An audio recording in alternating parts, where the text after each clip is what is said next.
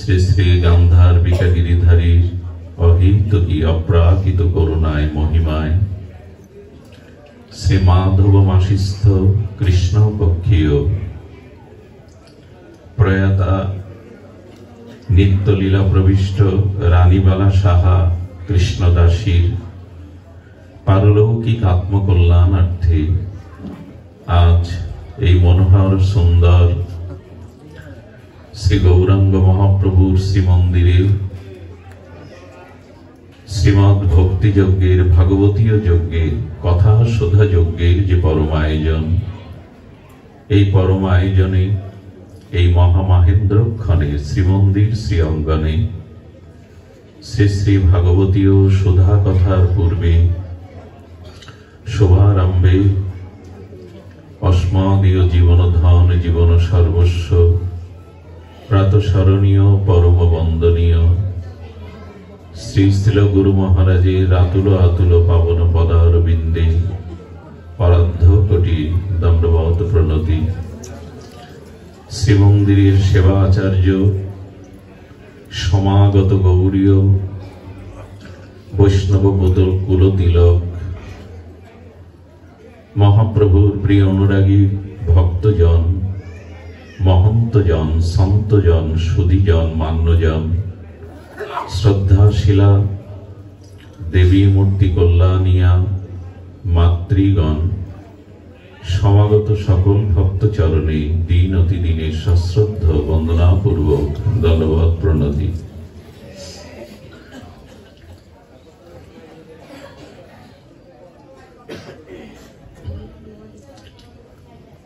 আমাদের এই সংসারে বিষয় আশ্রয় পূর্বক বিষয়ের ধ্যানে চিন্তনে মননে আমাদের চিত্তে বাসনা কামনারূপ কামরূপ আমাদের চিত্তে এই বাসনারূপ মল কামনারূপ আবর্জনা আমাদের চিত্তকে বড় অশুদ্ধ করে দেয়। যে বস্তুর সংস্পর্শে যে বস্তুর চিন্তা চেতনা ভাবনা ব্যবহার করি আমরা, সেই বস্তুর প্রভাব বিভাব আমাদের চিত্তকে আক্রান্ত করে। এই জন্য চেত দর্পণ মার্জনম, মহাপ্রভুর এই মহাবাণী হলো তোমার চিত্তরূপ দর্পণে বহুকালের সাংসারিক কামনা বাসনার আবর্জনা জমে গেছে। এই যে বাসনা, এই যে কামনা, আমার চিত্তে যে ভোগাসক্তি কুসংস্কার, এটি যতদিন আমার চিত্ত মাঝে এর আবেশ আছে ততদিন ভগবত আবেশ আসতে পারে না, ততদিন প্রেম ভক্তি হৃদয়কে আশ্রয় করতে পারে না, অবলম্বন করতে পারে না। কারণ সংসার এমন একটি জায়গা, এখানে এই প্রপঞ্চময় কামনা বাসনা এমন একটি আবেশ, এই আবেশে আমরা জড়িয়ে যাই। দেখুন, ব্যবহারিক সংসারিক আমরা যে ব্যবহার কথাবার্তা বলি সেটা চিরসত্য নয়, মহাসত্য নয়। সত্য যতদিন চিত্তে, মহাসত্য যতদিন চিত্তে না আসবে, সত্যরূপী মিথ্যার আবরণ যতদিন আমাদের মাঝে আছে, সত্যের প্রকাশ হবে না। সাংসারিক ব্যবহারিক কথাবার্তা যেটা প্রয়োজনীয় বলে আমরা বলতে হয়, এটাও কি সত্য? এই গৃহের গৃহকর্তাকে যদি প্রশ্ন আসে,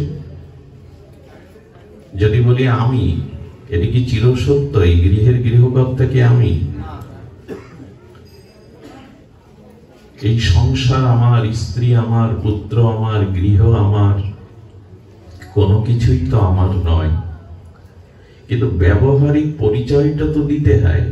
আমি অমুক, এটাই আমার সংসার, এটাই আমার স্ত্রী পুত্র গৃহ, আধ্যাত্মিক জগতে কথাগুলি সত্য নয়। ভাগবত জগতে এই কথাগুলি কি সত্যতা আছে যে জগৎ আমার, সংসার আমার, আমি কর্তা? এই জন্য সাংসারিক ব্যবহারিক আমরা যা বলি তা সত্য নয়, চিরসত্য নয়। একটা মোহ, মায়া দ্বারা নির্মিত ব্যবহারের কথা বলতে বলতে চলতে চলতে আমাদের ভিতরে একটা আবর্জনা জমে গেছে, বাসনার আবর্জনা। বর্তমান সময়ে যেমন কুয়াশার ঘন ঘটা থাকলে সূর্য কিরণ প্রকাশ হতে অন্তরায় হয়ে যায়, কুয়াশা যত গাঢ় ঘন নিবিড় সূর্যের কিরণ তত অন্তরায় হয়ে যায়, বাধা হয়ে যায় প্রকাশ হতে। তো যা হৃদয়ে সংসারের কামনা বাসনা ভোগ বাসনা প্রবল নিবিড় হয়ে আছে, সেখানে ভজন সাধন প্রেম ভক্তি প্রকাশ হতে পারে না। এই জন্য চিত্ত শুদ্ধির একান্ত প্রয়োজন। আমাদের চিত্তটা মলিন, কর্ম বাসনা, ভোগ বাসনা, অহংকার বাসনা, আভিজাত্যের বাসনা, আমিত্বের বাসনা, আমাদের চিত্তটা বড় মলিন হয়ে গেছে। এই মলিন চিত্ত দূরীভূত করার, মার্জন করার একমাত্র উপায় সাধুর সঙ্গে হরি কথা এবং হরি নাম। দ্বিতীয় কোনো পথ নাই। সাধুর সঙ্গে হরি কথা প্রসঙ্গে, হরি নাম তরঙ্গে যদি চিত্ত আক্রান্ত হয়, তবে মঙ্গলময়ী হরি কথা চিরমঙ্গলময়। হরি নাম এবং হরি কথা সাধু সঙ্গেই হতে হবে। অসাধু সঙ্গে হরি কথা হয় না, অসাধু সঙ্গে কৃষ্ণ নাম হয় না। নাম উচ্চারণ হয়, অক্ষর উচ্চারণ হয়, প্রকৃত নাম হয় না। অসাধু সঙ্গেতে ভাই কৃষ্ণ নাম নাহি হয়, নামাক্ষর বাহির হয় বটে। প্রকৃত সাধু সঙ্গ মহৎ সঙ্গ যতদিন না হবে, ততদিন নির্মল শুদ্ধ হরি কথা হরি নাম আমরা পাব না। এজন্য হরি কথা বা সাধু সঙ্গ পেলে চিত্ত নির্মল হবে, আর তখনই সাংসারিক বিষয় আসনা, আবর্জনা, কুসংস্কার পরিমার্জিত হয়ে সংসারের দিকে যে মনটার গতাগতি ছোটাছুটি ছিল, সেটা বিপরীতগামী। ভগবানের জন্য মনটা একটা অসীম চির অতিপ্ত। ভগবানকে কতকাল পাইনি, কতকাল ভজন করেনি, এই অতৃপ্ত একটা অসীম সুতীব্র আকুতি ভগবানের জন্যই জাগবে। যদি বিষয় কামনা বাসনা দেহাবেশ ভোগাসক্তির তীব্র পিপাসা বাসনা ঘুচে গিয়ে ভগবানকে পাওয়ার জন্য একটা সুতীব্র বাসনা পিপাসা জাগে, যদি জাগে, এই জাগার নামই হলো ভক্তি। সংসারকে চাই আমরা, ভোগ সুখ চাই, এর একটা অদীপ্ত চির বাসনা আমার মধ্যে রয়ে গেছে। যদি সাধুর সঙ্গে হরি কথা প্রসঙ্গে হরি নামামৃত আস্বাদনে আমাদের চিত্তে ভগবানকে পাওয়ার একটা সুতীব্র বাসনা জাগে, পিপাসা জাগে, উৎকণ্ঠা জাগে, না ধন জন মান পুত্র পরিজন ঐহিক পারলৌকিক কোন সুখ চাই না, শুধু তোমার সেবা চাই। এই বাসনাটা যদি নিষ্কপট ভাবে হৃদয়ে জেগে যায়, এরই নাম ভক্তি। আনুকূল্যেন কৃষ্ণ অনুশীলনং ভক্তির উত্তমা। উত্তম ভক্তি হলো সংসারের প্রতি, ভোগের প্রতি, দেহের প্রতি যে লালসাটা, তীব্র ক্ষুধা বাসনা, এটা সাধু সঙ্গে হরিনামে যদি ভগবানকে পাওয়ার ও জাতীয় তৃষ্ণা জেগে যায়, উৎকণ্ঠা জেগে যায়, ব্যাকুলতা জেগে যায়, তখনই তার নামে ভক্তি। ভক্তির দুটি রূপ আছে, খুব ধ্যান দিয়ে শুনুন। একটি সকাম ভক্তি, আর একটি হলো নিষ্কাম ভক্তি। সকাম ভক্তি বলতে যারা কামনা বাসনা নিয়ে ভগবানের নিকটে যায়, যারা বাসনা বুকে নিয়ে ভোগ বাসনা শশক বাসনা নিয়ে ভগবানের উপাসনা করে, ভগবানের নিকটে যায়, তাকে বলে সকাম ভক্তি। ইহকাল পরকালে নিজ সসুখ বাসনা না চেয়ে শুধু ভগবানকে সুখ দেওয়ার যার চিত্তে একমাত্র অভিলাষ, তাকে বলে নিষ্কাম ভক্তি। আচ্ছা, আমরা এই দুইয়ের মধ্যে কোন পর্যায়ে পড়ি? নিষ্কাম ভক্তের মধ্যে পড়ি না সকাম ভক্তের মধ্যে? যদি বলি আমি সকাম ভক্ত, আমার মনে হয় সেটাও ভুল। কামনা বাসনা নিয়ে ভগবানের উপাসনা ভজন সাধন, তাকে বলে সকাম ভক্তি। আমরা মনে করি আমরা সকাম ভক্তির অন্তর্ভুক্ত, কিন্তু না। সকাম ভক্ত ধ্রুব, ধ্রুবের সাথে আপনি আপনার তুলনা করতে পারবেন? সকাম ভক্তকে ধ্রুব, ঘুম যেন না আসে, ঘুমিও না। সকাম ভক্তকে ধ্রুব, ধ্রুবের সাথে যদি আমি আমার তুলনা করি, সেটা কি যথাযথ হওয়া উচিত? ধ্রুব আর আমি এক ক্ষেত্রে আছি কি আপনি আমি? ধ্রুবকে, ধ্রুব মহারাজকে সকাম ভক্ত বলা হচ্ছে, আমাকেও যদি তাই বলা হয়, না, মিলবে না হিসাব। সকাম ভক্ত কাকে বলে? দেখুন, আমি বলতে পারি আমি সকাম, ভক্ত উচ্চারণ করতে পারবো না। সকাম আমি বলতে পারি, আমার চাওয়া পাওয়া কামনা বাসনা যশ খ্যাতি পূজা প্রতিষ্ঠা ইহকাল পরকালের প্রাপ্তির আশা আছে, আমি সকাম, কিন্তু সকাম ভক্ত একথা সকাম ভক্ত ধ্রুব।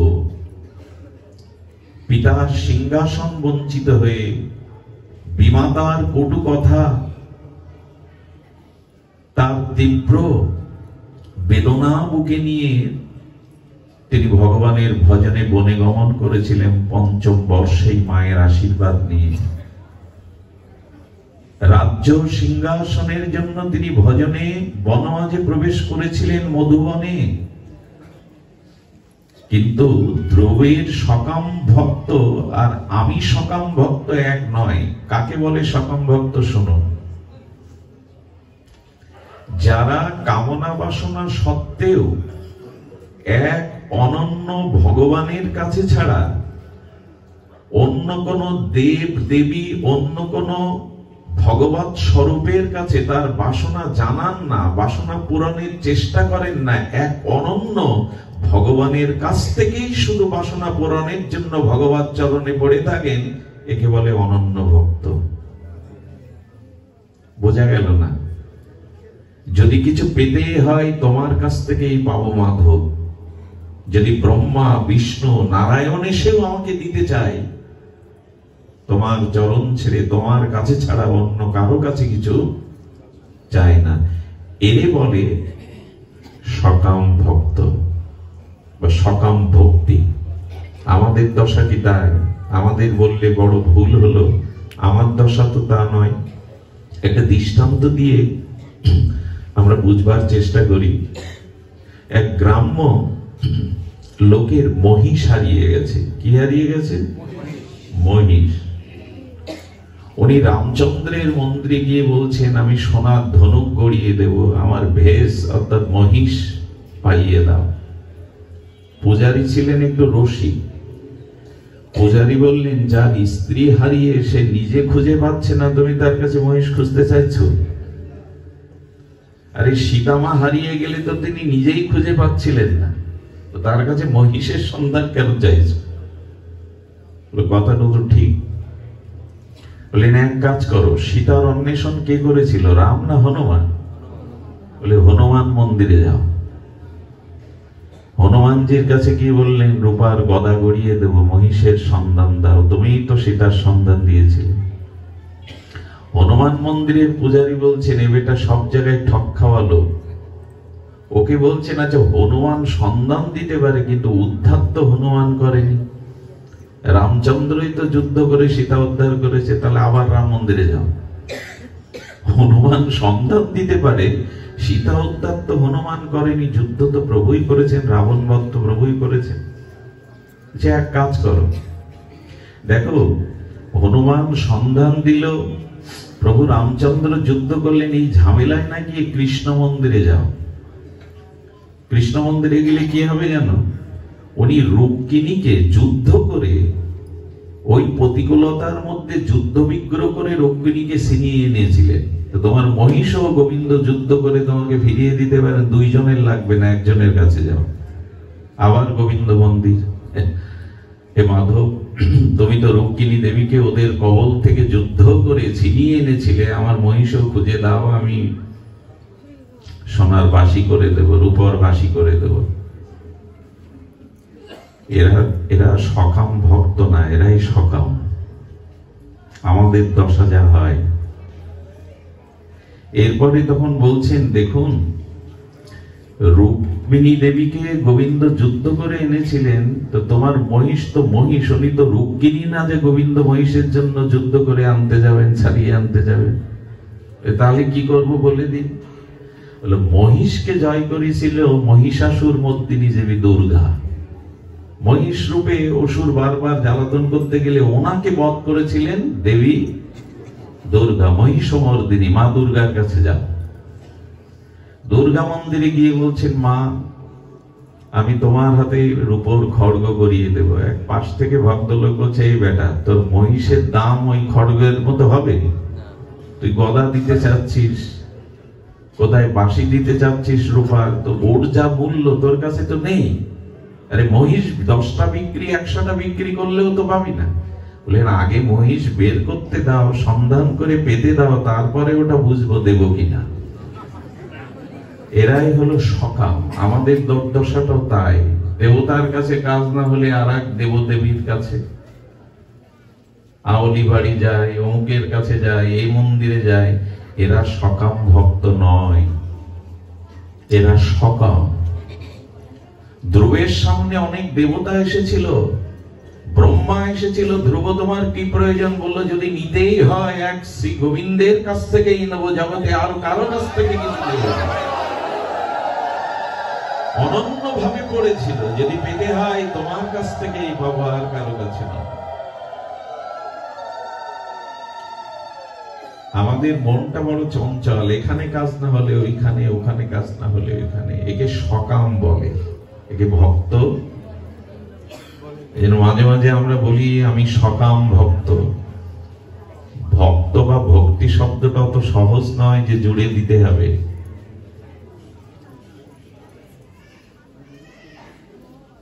আমরা জানি এই অনন্যতা কি। একবার দ্বারকাধীশ ভগবান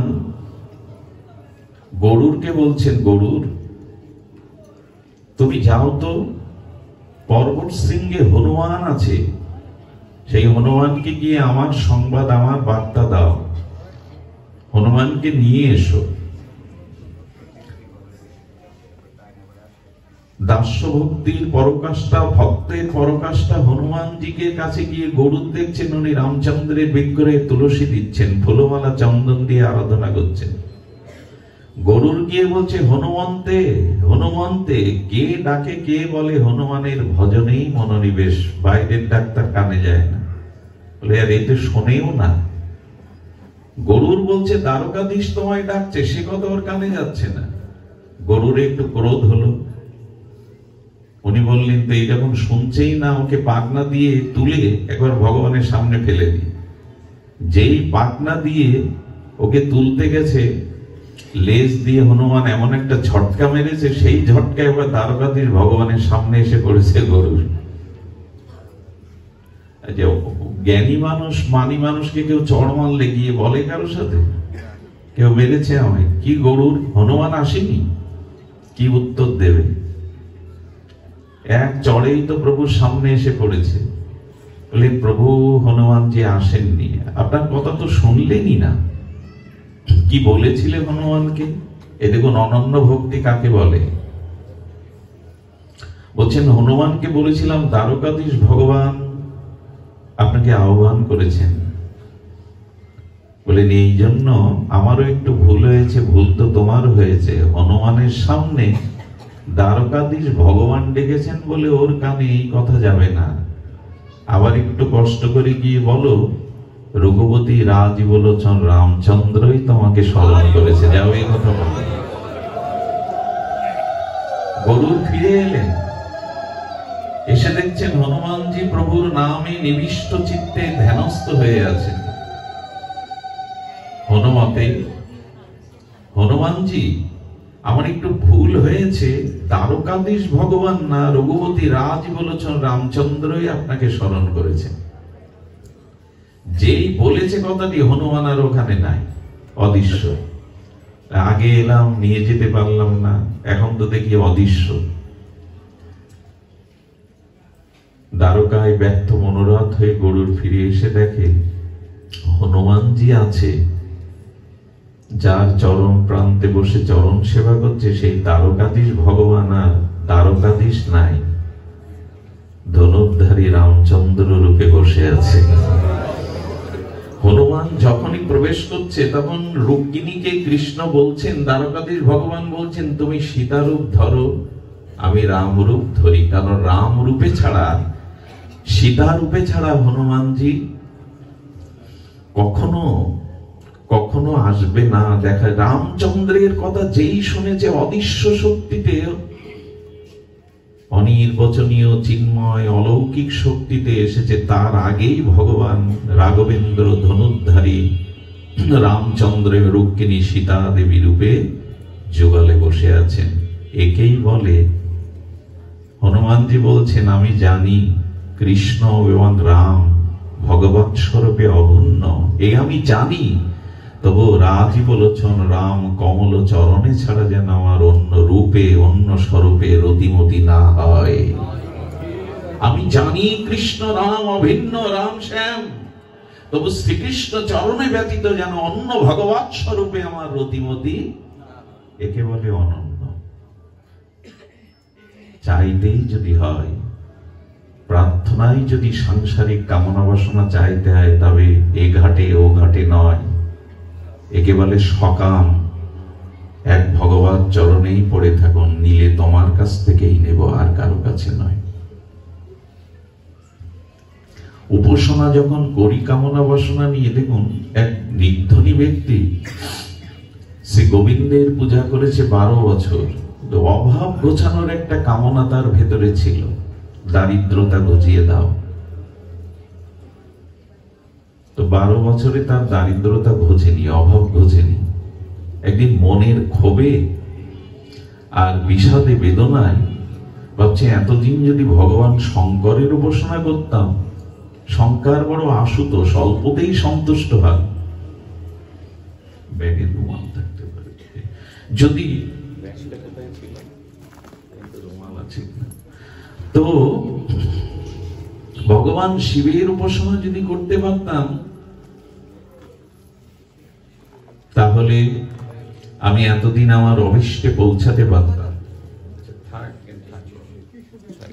লাগবে না,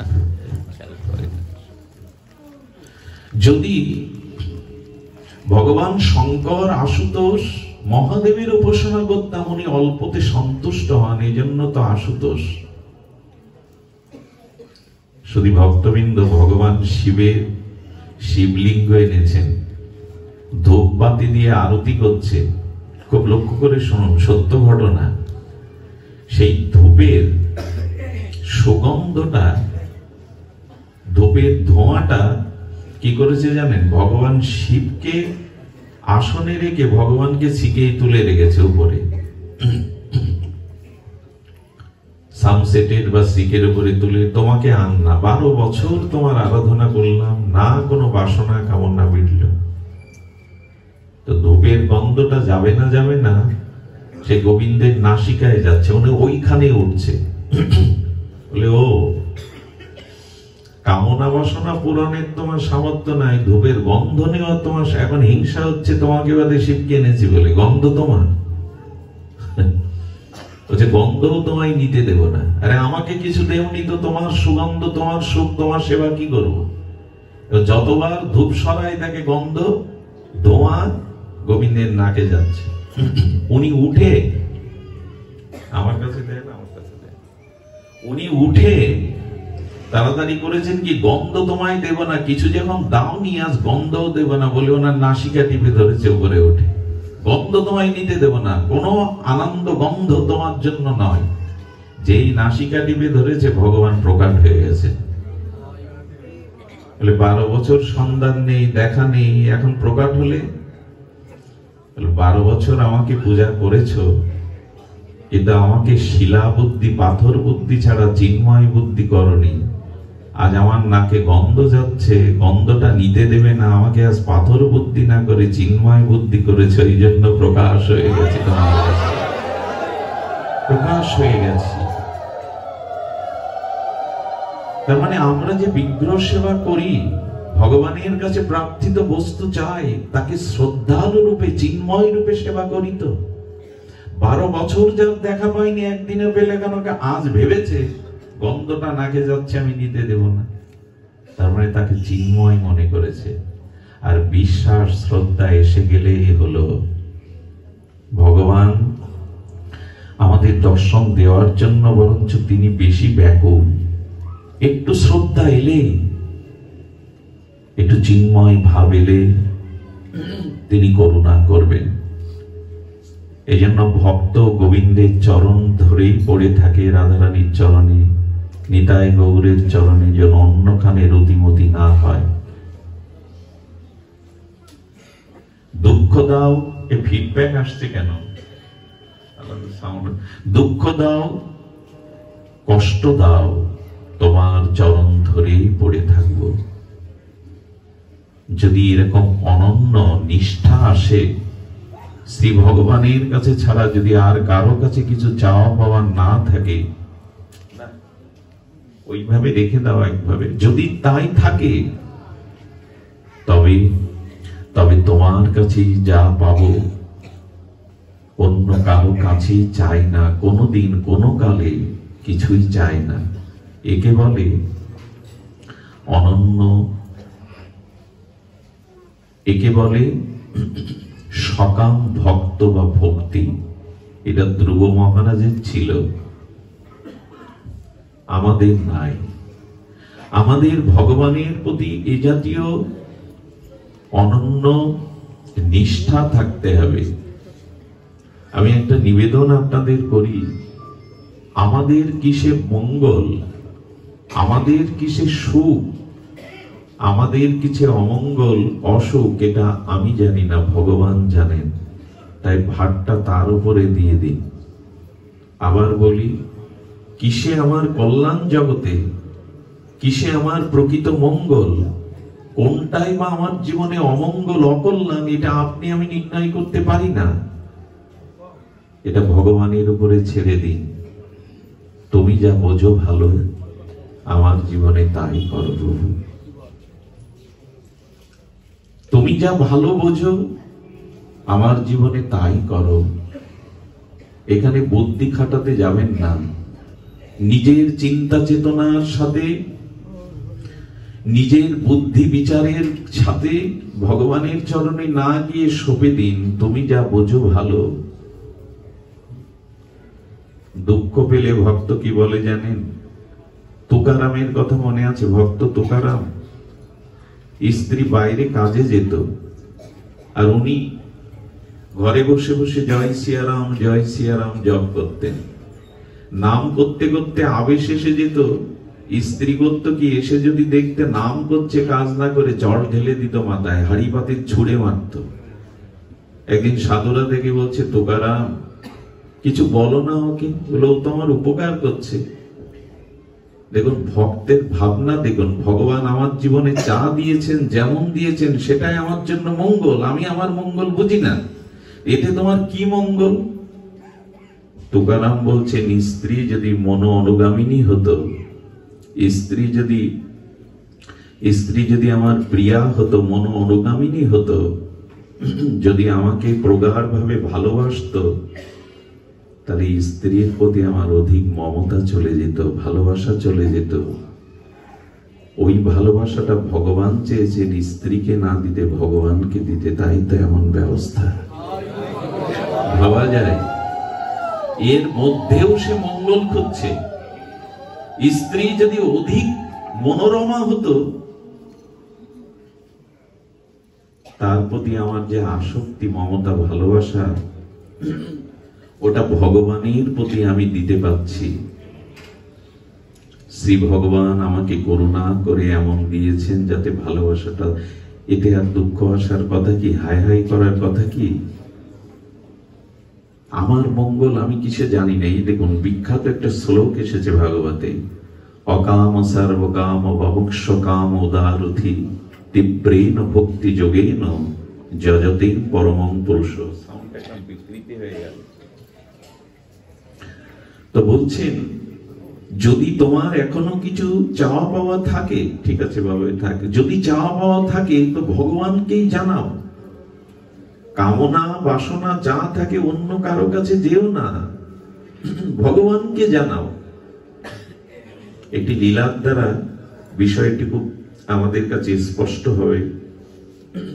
নারদজি একবার তার মনের মাঝে ইচ্ছা হলো আমি বিবাহ করব। দেবর্ষিবাদ নারদ তো দেবতাদের ঋষি, বিয়ের প্রসঙ্গ আসেই না। যখন তার মনে বিবাহের বাসনা জাগলো, স্ত্রী বাসনা জাগলো, দেখুন কারো মধ্যে কোনো কামনা যখন আসে তখন সে শাস্ত্রকে, সাধুবাণীকে তার কামনার রঙে রাঙিয়ে নেয়। কি বলছে জানেন? নারায়ণের পাশে লক্ষ্মী থাকতে দোষ নেই, শিবের পাশে পার্বতী থাকতে দোষ নেই, রামচন্দ্রের পাশে সীতা ঠাকুরানী থাকতে দোষ নেই, আমার পাশে কেউ থাকলে দোষ কি? যুক্তি খুঁজে পেয়েছে। তার মানে যখন কোন কামনা আমাদের মধ্যে আসে তখন শাস্ত্রকে, সাধুবাণীকে আমাদের কামনার রঙে রাঙিয়ে নেই, আমরা সাপোর্ট করি নাই। তখন বলছেন আচ্ছা বিবাহ যে করবো এটা তো যাকে তাকে জানানো যাবে না, গোবিন্দকেই জানায়। গোবিন্দকে জানালে গোবিন্দ, ওই যে আগেই বলেছে আমাদের ভালো কিসে মঙ্গল কিসে আমরা জানি না, ভগবানই জানেন। গোবিন্দ তখন বললেন নারদ তোমার বিয়ের বাসনা জেগেছে, কিন্তু গোবিন্দ মনে মনে বললেন নারদকে বিবাহ দেওয়া যাবে না। এই চিরমুক্ত পুরুষ দেবর্ষিবাদ নারদের দ্বারা পৃথিবীতে ভক্তি তরঙ্গ বইছে। নারদ যে পথ দিয়ে যায় ভক্তি আয়, সংসারে আটকে থাকলে এই ভক্তির আচার্য দেবর্ষিবাদ নারদের ভক্তি প্রবাহ গঙ্গা থেমে যাবে। গোবিন্দ জানেন কিসে কার মঙ্গল, তাই বিবাহ সবাই যখন বরমাল্য স্বয়ংবর সবাই গেলেন, নারদ নিজেকে সাজিয়ে, গোবিন্দ তার মুখটা বানরের মুখ করে দিলেন। আমার মুখকে আমি দেখতে পাই, নারদের মুখটা গোবিন্দ বানর, পোড়া বানরের মুখ করে দিলেন। ওর গলায় কে মালা দেবে? স্বয়ংবর সবাই তখন গোবিন্দের গলায় মালা পড়লো। নারদ এত রেগে গেলেন, ক্ষোভে দুঃখে কাঁদতে কাঁদতে গোবিন্দকে অভিশাপ দিয়ে দিলেন, আমার কাছ থেকে যেমন আমার স্ত্রী কেড়ে নিলে হনুমান বানিয়ে, বানর বানিয়ে, তোমাকে ওই স্ত্রী হারা হতে হবে, এই অভিশাপ দিলাম আমি। গোবিন্দ কি বলেছিলেন জানেন? তোমার মঙ্গলের জন্য যদি অভিশাপ নিতে হয়, তোমার মঙ্গলের জন্য যদি অভিশাপ মাথায় করে আমার লাদিনী শক্তি অর্ধাঙ্গিনী সীতাকেও হারাতে হয়, তাতেও আমি রাজি, কিন্তু তোমার যাতে মঙ্গল হয় আমি তাই করবো না। তুমি আজকে অল্প সময় কাঁদছো, তোমাকে মনের মতো স্ত্রী দেয়নি বলে, কিন্তু বিবাহ করলে তোমাকে সারা জীবন কাঁদতে হতো। এটা আমি ভালো বুঝি। এইখানে দেখুন বিবাহ করতে দিলেন না, আর নারদ ক্ষোভে দুঃখে বলেছিলেন তোমার স্ত্রী হারিয়ে আমার যেমন বানর মুখ করে দিয়েছে, এই বানরদের সহযোগিতা লাগবে, এই বানরের সহযোগিতায় তুমি সীতা উদ্ধার করবে। গোবিন্দ মাথা পেতে নিলেন। ভক্তের কল্যাণের জন্য গোবিন্দ অভিশাপটাও মাথায় নেন। একবার ভেবে দেখুন তো, ভক্তের যাতে কল্যাণ হয় গোবিন্দ অভিশাপ নিলেন। আচ্ছা এই দেখুন, এখানে নারদকে বিবাহ করতে দিলেন না, কিন্তু কদ্দব ঋষির কথা মনে আছে? কি হচ্ছে সাউন্ড সব হয়, একটা সাউন্ড ব্যবস্থা ভালো হয় না। জয় রাধে, জয় নিতাই গৌর, জয় রাধে। ওই হাত দেওয়া দিয়ে অভ্যস্ত, না জানলে যা হয়। জয় রাধে, জয় নিতাই গৌর। আর একটু বেশ দাও। জয় নিতাই গৌর প্রেমানন্দে, জয় রাধে, জয় গো, যাক যেভাবে হোক, এটাও ভগবানের ইচ্ছা। তো কি হলো,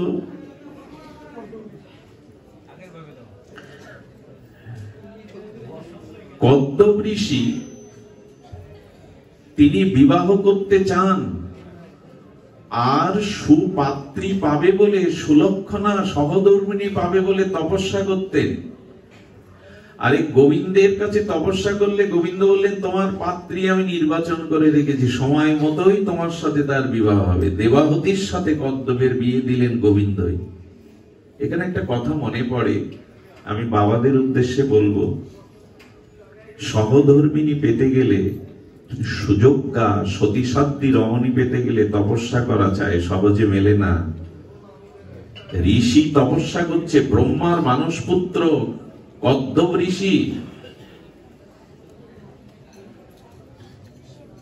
শারদামা পেতে গেলে তো রামকৃষ্ণই হতে হয়, তপস্যা চাই। এখন বিবাহের বেলায় আমরা তার চাকরি বাকরি বাড়ি গাড়ি এইগুলো নির্ণয় করি, একবারও নির্ণয় করি না তার আদর্শ, তার ভাগবত ভক্তি কোন স্তরের। আর এই 10 তলায় এয়ার কন্ডিশন রুমে কোটি কোটি ডলারের মধ্যে শুয়ে যদি নেশা করে এসে লাথি মেরে দরজায় বলে দরজা খোল, এ সুখের কি প্রয়োজন আছে? কদ্দব ঋষি তপস্যা করছে যে আমাকে সুযোগ্যা সহধর্মিণী দাও, যাতে যুগলে তোমার ভজন করতে পারি, এ জগতে সুসন্তান আনতে পারি, মহাপুরুষ জগতে আনতে পারি। বিবাহটা ছেলে খেলা নয়, ছেলে খেলা তো হয়েই গেছে। আজ 200 বছর হতে চললো, কোন মহামানব, কোন অবতার পুরুষ, হ্যাঁ অনেক মহামানব পৃথিবীতে আছে যারা বরণীয় স্মরণীয়, জগৎকে আলোকিত করেছেন, কিন্তু আজ রবীন্দ্রনাথকে আমরা পাচ্ছি না, স্বামী বিবেকানন্দকে পাচ্ছি না, স্বামী প্রণবানন্দকে পাচ্ছি না, ঠাকুর অনুকূল চন্দ্রকে পাচ্ছি না। এদের আশাটা থেমে গেল কেন জগতে? বিবাহ ব্যস্ততা পচে গেছে, নষ্ট হয়ে গেছে। স্বামী স্ত্রীর যে তপস্যা ভজন সেটাও শূন্য। এই জন্য মহামানবরা আসতে চাইছে কিন্তু ভালো গর্ব পাচ্ছে না। ট্রেন তো যেখানে সেখানে থামে না, একটা স্টেশন লাগবে। বিমান তো এয়ারপোর্ট ছাড়া লাভে না। ভালো গর্ব, ভালো সাধনা না হলে ওখানে পবিত্র আত্মা আসে না। এগুলো নূতন করে ভাববার বিষয়। ভাববে আর কে? আমরা মেতে আছি নানান ভাবে। আমাদের ভজন সাধনের ভাগবত নির্দেশিকা আমাদের মাঝে যতদিন না আসবে, একজনকে তিনি অভিশাপ নিয়েও বিয়ে দিলেন না, আর একজনকে বললেন তোমার জন্য পাত্রী নির্বাচন করে রেখেছি, তপস্যা করো। তার কারণ কি? উনি বোঝেন কার কিসে মঙ্গল, কার কিসে অমঙ্গল। এই জন্য আপনাদের কাছে নিবেদন করব, ভগবানের উপরেই সমর্পণ করে আত্মসমর্পিত ভাবে তার চরণে পড়ে থাকুন। ভালো বন্ধ সব তোমার খাতে। এভাবে যদি আসতে পারেন তাহলে একটা মঙ্গলের পথ পাওয়া যাবে। আমাদের বহু নিষ্ঠা হয়ে গেছে। আমরা বহু নিষ্ঠার মাঝে আমরা এখানে না পেলে সেখানে, এখানে না পেলে ওখানে, এভাবে আমাদের নিষ্ঠাটা খণ্ড হয়ে গেছে। অনন্যভাবে ভগবানের স্মরণ নিন, আর অনন্যভাবে স্মরণ নিয়ে আমাদের চিত্তকে মার্জিত করে শুদ্ধ ভক্তি প্রেমের পথে যেতে গেলে আমি একটু ভক্ত চরিত্রই আজ আপনাদের সামনে একটু আস্বাদন করব। একটু ভক্ত চরিত্রই শুনতে হবে, আমাদের শোনাতে হবে ভক্ত চরিত্র। আমরা জানি যেহেতু ভক্তমাল গ্রন্থ মহারাজ সম্মুখে আছেন, আমরা প্রেমজি রূপে এক ভক্তের কথা শুনব। বিখ্যাত পবিত্র গ্রন্থ, অনবদ্য গ্রন্থ ভক্তমালে শ্রী নাভাজি গোস্বামী পাদ এই প্রেমজির ভক্তি কথা উল্লেখ করেছেন। আমরা একটু ভক্ত চরিত্র আস্বাদন করি। ভক্ত চরিত্র এই জন্য আমাদের শোনাতে হবে, শুনতে হবে, শ্রবণ করতে হবে। আর ভক্তের জীবন দর্শনের সাথে, ভক্তের জীবনের সাধন ভজনের গতিপথের সাথে আমাদের মিল আছে। ভক্ত যেভাবে ভগবানকে প্রাপ্ত হয়, আমরা এই জন্য ভক্ত চরিত্র প্রেমজির কথা একটু শুনবো। এই প্রেমজি তখন আগ্রাতে, তৎকালীন মথুরার থেকে আগ্রার, সেখানে লোকবহুল জনবহুল ব্যবসাবহুল স্থান ছিল আগ্রা। এখন যেমন মথুরা হয়েছে, তখন আগ্রাতেই ছিল নবাবদের সময়। আগ্রাতে প্রেমজি কি করতেন? প্রেমজি তিনি বিহারীজির কাছে প্রার্থনা করতেন, বিহারীজি সকলের মঙ্গল কি করে হবে, সকলের কল্যাণ কি করে হবে। ভাগবত থেকে শুনলেন, যদি জীব কল্যাণ করতে হয়, পরের কল্যাণ করতে হয়, তবে সকলের মধ্যে হরি কথা প্রচার করো। হরি কথা দ্বারা জীবের কাঙ্ক্ষিত ঐকান্তিক মঙ্গল হয়। দেখুন, এই যে ভাগবত শ্রবণ, এটা ভক্তি অঙ্গের প্রথম, নববিধা ভক্তি অঙ্গের প্রথম হলো হরিকথা শ্রবণ। শ্রবণ বলেছেন, যতদিন কোন মহৎ অনুভবী ভজনানন্দী মহাপুরুষের মুখে হরিকথা শ্রবণের ভাগ্য আমরা না পাব, ততদিন আমাদের ভজন পথ নির্ণয় হবে না, ভগবানের প্রতি আমাদের ব্যাকুলতা জাগবে না। আমি বহুবার বলেছি, হরিকথা কথা নয়, হরিকথা শুধু কথা নয়, হরিকথা হরি। এই যে হরিকথা আপনাদের কর্ণমূল দিয়ে কর্ণ প্রবিষ্ট হচ্ছে, এটা কথা যাচ্ছে না, অক্ষর রূপ রসব্রহ্ম ভগবানই আপনার হৃদয়ে প্রবেশ করছে। ভাগবতের অক্ষর অক্ষর নয়, এগুলো অক্ষর ব্রহ্ম, রসব্রহ্ম, ভগবানের বাগ্ময়ী মূর্তি। এই জন্য হরিকথা, চিন্ময় হরিকথা ভেতরে প্রবেশ করলেই জীবের কল্যাণ। হরিনাম হরিকথা সাধুমুখে প্রবেশ করলেই কল্যাণ। কেমন জানেন? আচ্ছা, যেখানে অগ্নিহোত্র হোম যজ্ঞ হচ্ছে, ওখানে বিল্লপত্র দিতে গেলে ঘৃত দিয়ে উপযুক্ত ব্রাহ্মণ, বৈদিক ব্রাহ্মণ মন্ত্র বলে কিনা? আচ্ছা, মন্ত্র বলে ঘৃত স্পর্শ করে আহুতি দিচ্ছে যে অগ্নিতে, হোমাগ্নিতে, সেই পাতাও পড়ছে। আর কেউ যদি মন্ত্র না জেনে, তার ভেতরে শুদ্ধতা না থেকে কে এসে ওখানে আর একটা পাতা দিয়ে দেয়, সে পাতা ঘিয়ে পড়বে, সে পাতা অগ্নিতে পড়বে না। তার মানে বলা হচ্ছে, যে কোনো ভাবেই যদি সাধু সঙ্গে হরিকথা কর্ণে যায়, তাহলে অগ্নিতে, হোমাগ্নিতে মন্ত্রপুত পাতাটিও যেমন পড়ে যায়, মন্ত্র না দিয়ে অশুচি অবস্থায় কেউ যদি পাতা দেয়, সেটাও তো অগ্নি গ্রাস করে। এটাই অগ্নির ধর্ম। অগ্নি জানে না এই শিশু, হাত দিলে শিশুকেও পড়ায়, কারণ তার স্বতন্ত্র ক্ষমতা। তেমন হরিনাম হরি কথার মধ্যে এমন একটা স্বতন্ত্র ক্ষমতা ভগবান দিয়েছেন, ওটা কর্ণ দিয়ে ভেতরে প্রবেশ করলেই কল্যাণ হবে। স্বতন্ত্র কৃপা দিয়েছে। প্রবিষ্ট কর্ণ রন্ধেন সানাং, কর্ণ দিয়ে প্রবেশ করলেই কল্যাণ হবে। হরিকথাতে এজন্য রুচি চাই, ভাগবত কথাতে আসক্তি চাই।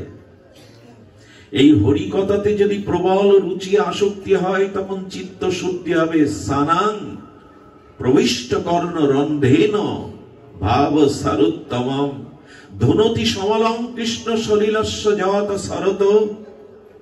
গোবিন্দ বললেন, হরিকথা কর্ণ দিয়ে প্রবেশ করলেই ধুনতি দিয়েছেন, আমি ধুয়ে মুছে দেব তোমার হৃদয়, আমি ধুয়ে মুছে দেব তোমার হৃদয়। আগ্রাতে বসে বিহারীজির সামনে হরিকথা বলতে শুরু করলেন প্রেমজি। এই প্রেমজির হরিকথায় সহস্র ভক্ত আসত, তাদের হৃদয়ে অনাবিল এক চিন্ময় আনন্দ, ভগবত প্রীতির আবেশ আসত। উনি কি করতেন? হরিকথার সাথে সাথে উনি বিহারীজির সেবা করতেন। আমি আপনাদের একটা কথাই পরিসরে বলে রাখি, যারা দীক্ষা নিয়েছেন, যারা হরিকথা শ্রবণ কীর্তন করেন সাধু সঙ্গে, ভগবানের যে কোনো একটি সেবা জীবনে গ্রহণ করুন। সেবা না করলে কিন্তু ভক্তি, সেবায় দেখুন বৈষ্ণব তত্ত্বের মূল মহিমা কি, ভক্তের মূল মহিমা কি, সেটি হলো সেবা। সেবা যতদিন না আসবে, ততদিন ভক্তির পুষ্টিতা পাবে না। এই জন্য নিবেদন করবো আপনাদের কাছে, যারা দীক্ষা নিয়েছেন, ভগবানের অনেক সেবার মধ্যে যে কোনো একটু সেবা গ্রহণ করুন। সেবা গ্রহণ না করলে কিন্তু, তবে এইটুকু বলা ভালো, যারা ভগবানের সেবা করে তারা ভক্ত, আর যারা ভগবানের সাথে সাথে ভক্তেরও সেবা করে তারা ভক্ত শ্রেষ্ঠ। একা ভগবানের সেবা করে যারা, তারা শ্রেষ্ঠ নয়। যারা ভক্তের সাথে সাথে ভগবানের সেবা করে এরাই হলো শ্রেষ্ঠ। এই জন্য জীবনে সেবা চাই। সেবা ছাড়া প্রেম ভক্তি পাওয়া যাবে না। যে কোনো একটা সেবা গ্রহণ করুন। সেবা তো অনেক প্রকার, তার মধ্যে যে কোনো একটা সেবা গ্রহণ করুন। ইনি কি করতেন? এই প্রেমজির সেবা কি ছিল জানেন? উনি রাত 4টের সময় উঠতেন। উঠে, আপনারা জানেন আগ্রার ওপর দিয়ে যমুনা বয়ে গেছে। যমুনার জল বিহারীজি বড় ভালোবাসেন।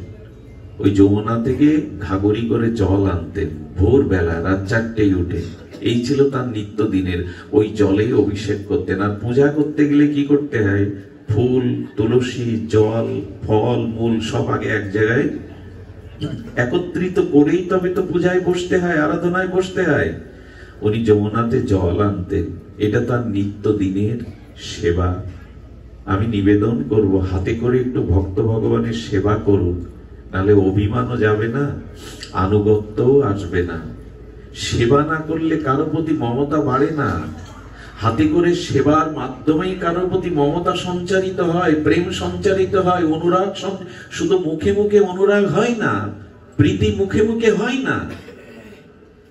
সেবা শব্দের অর্থ হলো আনন্দ দেওয়া, সুখ দেওয়া।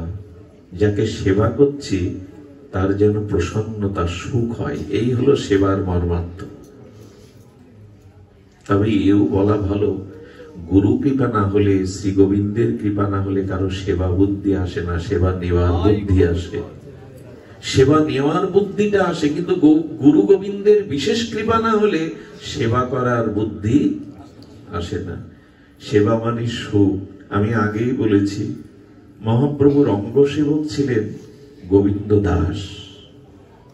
মহাপ্রভু মধ্যাহ্নে ভোজনের পরে গোবিন্দ দাস প্রভুর চরণ সেবা করতেন। প্রভু তো ঘুমাতেন না, যাই একটু তন্দ্রা আসতো, প্রভুর চরণ সেবা নিত্য দিনের তার কর্ম। আজ প্রভু সেবা নিয়ে শয়ন মন্দিরের দুয়ারের কাছে শুয়ে পড়েছেন। এই একটাই যদি ঘরে প্রবেশের দুয়ার হয়, দ্বিতীয়টি নয়, ওই দুয়ারে যদি মহাপ্রভু আর হয়ে শুয়ে থাকেন, ঘরের মধ্যে কেউ প্রবেশ করতে পারবে? গোবিন্দ দাস প্রভুর চরণ সেবার লালসায় উৎকট হয়ে এসে বলছে, প্রভু সরে দাঁড়াও, আমাকে ভেতরে যেতে দাও, তোমার চরণ সেবার সময় হয়েছে। মহাপ্রভু একটু আড়ামোড়া খেয়ে বললেন, গোবিন্দ, আজ আর আমি উঠতে পারছি না, এখান থেকে উঠতে পারছি না, তুমি সেবা নিয়ে নাও, ভেতরে যেভাবে হয় যাও। গোবিন্দের মনে মনে হলো, চরণ সেবা যদি করতে হয় প্রভুকে লঙ্ঘন করে ওপাশে যেতে হবে। প্রভুকে যদি লঙ্ঘন করি আমার তো অনন্ত জন্ম নরকে বাস হবে। প্রভুকে লঙ্ঘন করব? যে এই ভাবনা এসেছে, কি বলবো, নিজের গালে চড় বসিয়ে দিয়েছে গোবিন্দ দাস। ওরে, প্রভুর চরণ সেবা বড় না তোর নরক যাওয়ার চিন্তাটা বড়? গোবিন্দ দাস চোখে জল এনে বললেন, কোটি কল্পকাল যদি নরকেও পচে মরি তাতে আমার আক্ষেপ নেই, কিন্তু তোমার চরণ সেবা ছাড়া বাঁচব না। এই দেখুন সেবা কাকে বলে। তোমাকে লঙ্ঘনের কারণে যদি আমাকে কোটিকাল নরকে পচে মরতে হয় তাতেও রাজি আছি, কিন্তু তোমার চরণ সেবা ছাড়া তো থাকতে পারবো না। ডিঙিয়ে গেলেন, ডিঙিয়ে গিয়ে চরণ সেবা করছেন মহাপ্রভু। কিছুক্ষণ পর মহাপ্রভু চক্ষু মিলন করে বলে, গোবিন্দ, সূর্য তো পশ্চিমে হেলেছে, তুমি সেবা নিতে যাওনি? বলে, প্রভু, দুয়ারে যদি কেউ এভাবে পড়ে থাকে তো বাইরে যাব কি করে? বাইরে কি করে যাব? মহাপ্রভু তখন বলছেন, জগৎ শিক্ষার জন্য যেভাবে ঘরে প্রবেশ করেছিল ওইভাবেই তো যেতে পারতে, তো লঙ্ঘন করে ডিঙিয়ে এসেছে। তখন গোবিন্দ বললেন, প্রভু, ভেতরে প্রবেশ করেছিলাম তোমার চরণ সেবার লালসায়, আর বাইরে যেতে হবে তো নিজের পেট পূরণের দায়। এই বুদ্ধি যেন কোনো জন্মেই না হয়। নিজের সুখের জন্য এই বুদ্ধি যেন কখনো না হয়। আমি ভেতরে প্রবেশ করেছিলাম তোমার আতুল চরণ সেবার জন্য, আর বাইরে যাতে হবে তো পেট পূজার জন্য, পেট ভরাবার জন্য। এই বুদ্ধি যেন না হয়, এরই বলে সেবা। নিজের চিন্তা নেই। গোপীরাও তাই বলেছিল নারদ, আমাদের পায়ের ধুলি যদি গোবিন্দের মস্তকে দিলে গোবিন্দের মাথার ব্যামো যন্ত্রণা যায়, তার কারণে যদি আমরা নরকগামী হই তবু সুখী হব, ওখান থেকেও জানতে পারবো আমাদের প্রিয় ভালো আছেন। এই তো মাকে বলবেন তো রোগ শয্যায় সন্তানের শিহরে, মাকে বলবেন তো মা রাতের পর রাত যাচ্ছ কেন, তোমারও তো শরীর, ঘুমাতে যাও। মা যাবে তো? যাবে না। সেবার দ্বারা তার প্রসন্নতা হচ্ছে কিনা, সুখ হচ্ছে কিনা, এটা দেখতে হবে। শুধু নিয়ম করে যন্ত্রের মতো সেবা নয়, সেবা তার সুখ হচ্ছে কিনা। তো প্রেমজি যমুনাতে আসতেন ভোর 4টে ব্রাহ্ম মুহূর্তে। যমুনার নীল জল বিহারীজি বড় ভালোবাসেন, ওই জল দিয়েই তার অভিষেক সেবা করতে। দেখুন, একটা অনুরোধ করি আপনাদের কাছে, সেবা কখনো লোকজন দিয়ে অন্যদের দিয়ে করবেন না। গুরু গোবিন্দের সেবা যতটা পারেন নিজে হাতে করবেন। কেমন জানেন, মহারাজ অম্বরীশ তিনিও গঙ্গায় জল আনতে ভোরবেলা যেতেন। লক্ষ কর্মচারী, মহারাজা অম্বরীশ, মহারাজা রাজা নয়, মহারাজা অম্বরীশ যখন কাঁধে কলসি দিতেন গঙ্গায় জল আনার জন্য, লক্ষ কর্মচারী। কিন্তু ভগবত সেবার জলটা রাজা নিজে আনতেন। একদিন মন্দির মার্জন করছেন নিজে হাতে, তার স্ত্রীগণ এসে বলছেন এ কাজটি আমাদের ভাগ দিন। স্ত্রীর দিকে তাকিয়ে হেসে অম্বরীশ মহারাজ বলেছিলেন, আমার সম্পদ, আমার সম্পত্তি, সবকিছুর অধিকার তোমরা পাবে, কিন্তু এই সেবার ভাগ আমি তোমাদের দেব না। এই সেবা শুধু একান্ত আমার, এই সেবার ভাগ আমি কাউকে দেব না। আমার যা ঐশ্বর্য ভূ সম্পত্তি সব ভাগ তোমরা পাবে, কিন্তু এইটুকু সেবার ভাগ আমি তোমাদের। এরকম বুদ্ধি আমাদের আসে তো? সেবা করলে ভগবানকে পাওয়া যায়। আপনাদের মনে আছে কৃষ্ণদাসজির কথা? ভক্তমাল চরিত্র একটু চোখ বুলিয়ে নেবেন। প্রিয়াজি লিখছেন, টিকাকার, ভক্তমালের টিকাকার প্রিয়াজি লিখছেন, একবার হরিরাম ব্যাসজির সন্তান কিশোর দাস একে দিয়ে দিলেন স্বামী হরিদাসজির কাছে। হরিরাম ব্যাসজির সন্তান কিশোর দাসকে দিয়ে দিলেন হরিদাসজির কাছে, বিহারীজির সেবা নিধুবনে সেবা করতেন। তো দীক্ষা দেওয়ার পরে বললেন, দীক্ষা পেলেই ভগবানের কোন একটা সেবা অঙ্গ গ্রহণ করতে হয়। দীক্ষার পরে যারা ভগবত সেবা করে না, তাদের দীক্ষা ফলবতী হতে বিলম্ব হয়। ওকে ভাত দিলেন যমুনা থেকে ঘোড়া করে জল আনবে। তো জল আনতে প্রথম দিনই গেছে, তখন প্রায় রাত 2টোই। ওই স্নান করে এসে মঙ্গল আরতি দেবে, যমুনাটা অনেক দূরে। যমুনায় জল আনতে গিয়ে কি করে জানেন, গাগরিটা যেমন যমুনাতে দুলাতে দুলাতে জল ভরতে যাবে, তখন বংশীর ধ্বনি শুনলেন। বংশীর ধ্বনি এমন মধুর ধ্বনি, দূরে তাকিয়ে দেখেন বংশী বটে রাস হচ্ছে। সেই রাসের অপার্থিব চিন্ময় রাস দর্শন হলো। বিহারীজিকে দর্শন করলেন, সখীদের দর্শন করে সে অপূর্ব রাস মুহূর্তের মধ্যে তার চিত্তকে গ্রাস করলো। একদিনের ভগবত সেবার অভিলাষে রাস দর্শন হয়ে গেল। সেবা ছাড়া তারা কিছু বোঝেন না, সেবা ছাড়া তারা কিছু জানেনই না। আপনাদের কি বলবো, আরেকজন মহাত্মা ছিলেন শ্রীনাথজির সেবায় জ্যোতিপুরায়। জ্যোতিপুরা থেকে যমুনায় আসতে লাগতো 4 ঘন্টা, যেতে লাগতো 4 ঘন্টা। সেবাটা এই মহাত্মা করে যেতেন। ওরকম রাত 4টায় বেরিয়ে 8টায় পৌঁছাতেন, 8টা থেকে আবার 12টায় ফিরতেন। এত দূরে এই সেবা তিনি করে যেতেন। 80 বছরের বৃদ্ধ হয়েছে, একদিনও সেবা বন্ধ করেনি।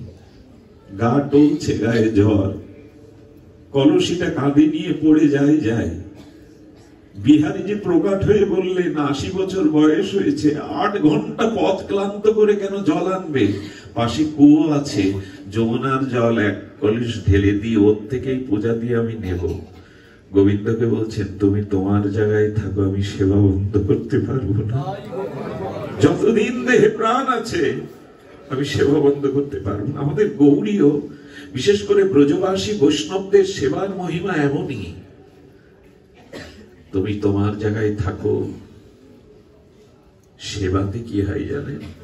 জীবনে কেউ যদি কখনো অপ্রাকৃত আনন্দ চান তো ভক্ত ভগবানের সেবা করুন। সেবার থেকে আনন্দ এই জগতে কিছুতেই নাই।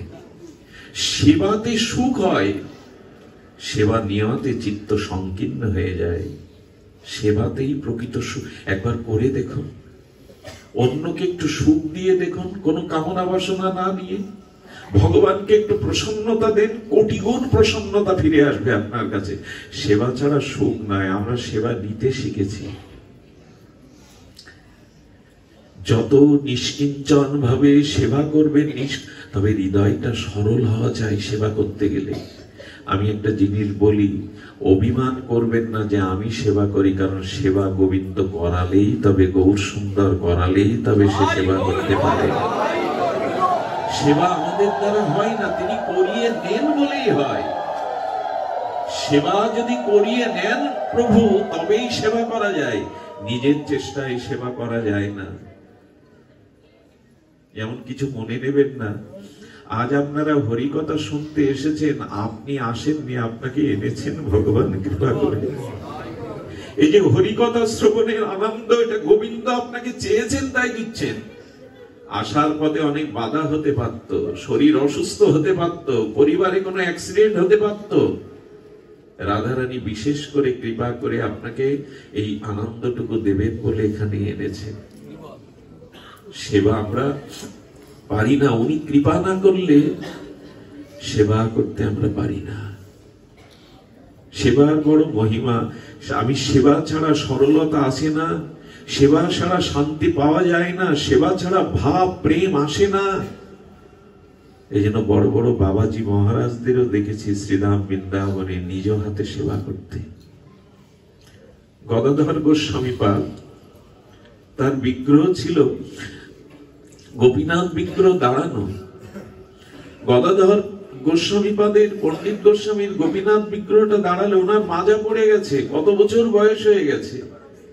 মাজা উঁচু করে বিগ্রহের গলে মালা দিতে পারেন না। কষ্ট হয় তো, এরকম দিতে গিয়ে কখনো হাত লেগে যায়, মালাটা পড়ে যায়, ঠিকভাবে দিতে পারেন না। একদিন বলছেন গোপীনাথ, মালা দিতে গিয়ে হাতের চন্দন, হাতের আঘাত লাগে তোমার শ্রীঅঙ্গে, তুমি একটু পদ্মাসনে বসে পড়তে পারো না, আমার সুবিধা হয়।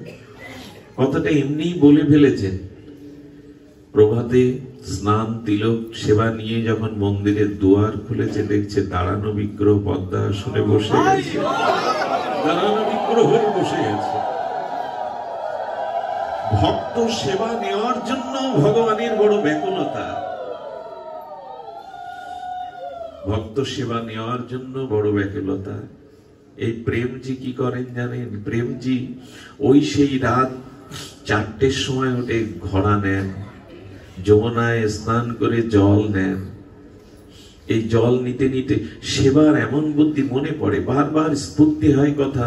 আমাদের রাধাকুণ্ড এই বর্ষনাতে এক বাবাজি ছিলেন, এখান থেকে বলছি প্রায় 600 বছর আগের ঘটনা। তখন ঘড়ি ছিল না, আকাশের তারা দেখে তারা নির্ণয় করতে এখন সময় কটা, আকাশের তারা দেখে। কিন্তু সেদিন এত বৃষ্টি নেমেছে, বৃষ্টিতে হাঁটু সমান জল হয়ে গেছে রাস্তাঘাটে। মেঘ থাকলে তো তারা দেখা যাবে না। ঘুম হচ্ছে না, ঘুম হচ্ছে না। বর্ষনাতে উনি ঝাড়ু দিতে যান, তো ঘুম হচ্ছে না, সবার আগে যান। ঘুম হচ্ছে না জেগে উনি কি করেছেন জানেন? উঠেছে, আর দেখে হাঁটু সমান জল, ভিজে যাচ্ছে, মেঘে তারা দেখা যাচ্ছে না, কখন সময়, এখন দিন না রাত কিছুই বুঝতে পারছেন না, কটার সময়। এগিয়ে যাচ্ছেন, মাজা সমান জল, কত সাপ পোকামাকড় আছে, তবু শ্রীমন্দিরের সেবার জন্য এগিয়ে যাচ্ছেন। যেতে যেতে যেতে যেতে যখন মন্দিরে গেলেন, দেখেন মন্দিরের আঙিনাতে কিশোরজি নৃত্য করছেন, কিশোরজির ঝলক দর্শন করিয়ে দিলেন। এত কষ্ট করে আমার কাছে আসো, আজকে তোমার ইচ্ছা আমি পূরণ করব। ঝলক দর্শন রাধারানী দর্শন করিয়ে দিলেন। আপনি আমি পারবো তো? তখন রাত 12টা, ভোর কোথায়? রাধারানী চিন্তা করলেন সময়ের জ্ঞান নেই, আমার সেবার ব্যাকুলতায় চলে এসছে, ওকে বিমুখ করতে পারবো না, দর্শন করিয়ে দিলেন। তো প্রেমজি হরিকথা বলেন, অন্তরকে শুদ্ধ করেন জীবের, আর গোবিন্দের সেবা, বিহারীজির সেবা নিজে করেন। একদিন কি ঘটেছে শুনুন, একদিন কি ঘটেছে শুনুন। তারা দেখেই তারা নির্ণয় করতে এখন কত প্রভাব। তখন ঘড়ি সময় নির্ণয় হয়নি। একদিন মেঘ হয়েছে, কিছুটা ঘন অন্ধকার চারিদিকে, অমানিসার ঘোর অন্ধকার, নিজের হাতও দেখা যায় না। প্রেমজি বেরিয়েছেন, ঘোড়া নিয়ে যমুনার উদ্দেশ্যে বেরিয়েছেন, কিন্তু পথই তো দেখতে পাচ্ছেন না, গাঢ় অমানিসার অন্ধকার, চারিদিকে মেঘের ঘন ঘটা। কখনো বা পড়ে যাচ্ছেন, হোঁচট খাচ্ছেন, কিন্তু তবু যাওয়া চাই। এগুলো কি গল্প? গৌড়ীয় বৈষ্ণব ভক্তের জীবনী, এগুলো আমাদের চলার পথে দিশারি আলো। এনারা যখন চলেছেন বারবার পায়ে হোঁচট খাচ্ছেন, হঠাৎ কি দেখলেন জানেন? আহা, হঠাৎ দেখলেন এক নিত্য কিশোর। তখনকার দিনে মশাল জ্বালানোর ব্যবস্থা ছিল। ওই যে একটা পটি বেঁধে কাঠের উপরে তেল দিয়ে বেশ আধা ঘন্টা 1 ঘন্টা জ্বলত। এক কিশোর মশাল জ্বালিয়ে তার সামনে দিয়ে হেঁটে যাচ্ছে। বলো, বাহ, বিহারীজির কৃপা হয়েছে, আমি কোথায় যমুনা গৌর অন্ধকারে, গাঢ় অন্ধকারে দেখতে পাচ্ছি না।